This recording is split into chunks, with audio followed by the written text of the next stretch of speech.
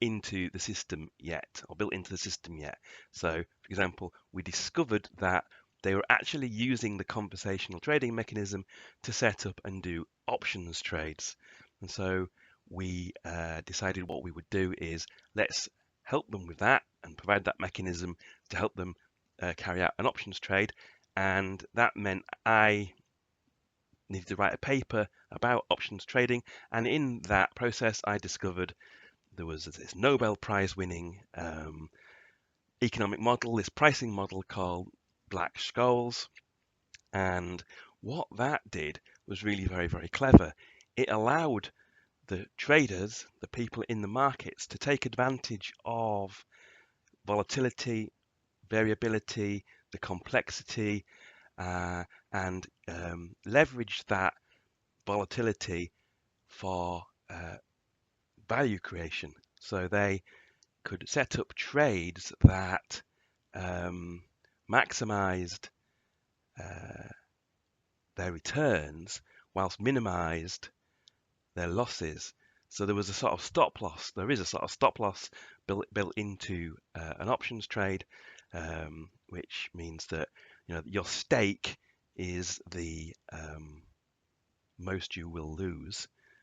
So that it minimizes your losses. Otherwise your losses could be substantially greater, and that's where the risk is. You're hoping to take advantage of a particular situation, but in that, there's a good chance you're going to lose out and it's going to go really bad for you. But on the other hand, there's almost limitless, endless opportunity for a big win. This is the asymmetric payoff effect of the Black Scholes model. And this is actually what we are doing when we're applying agile and lean principles. We are setting up that same asymmetric payoff function. And we do that by keeping our production of value time boxed. We do our work in small batches. We ensure we've got really tight feedback loops, and we are constantly observing and placing in controls which aren't dominating everything that we do, but they're leveraging everything we do. Oh, look, as if by magic, Don Reinertson's book has appeared in my bookshelf. Hang on a second, let me just go and grab it.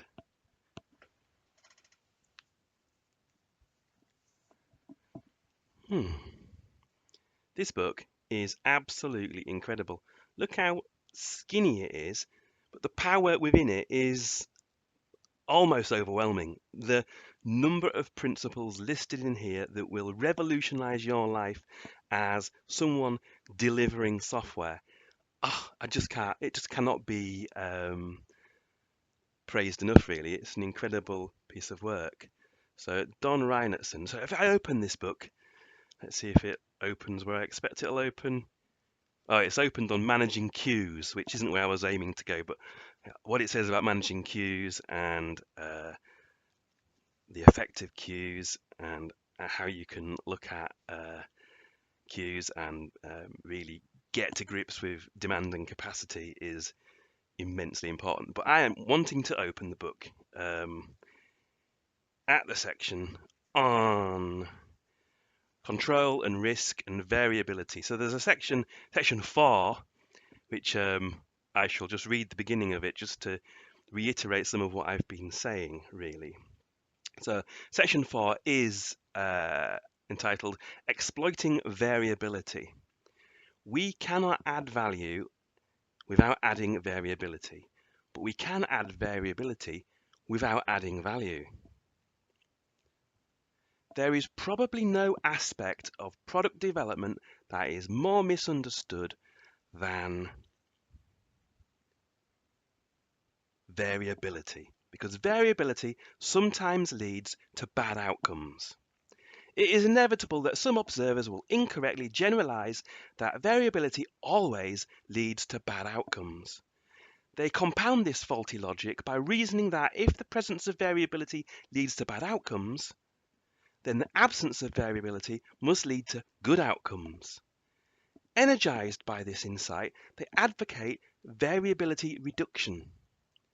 The quest for low variability has marched under different banners over the years.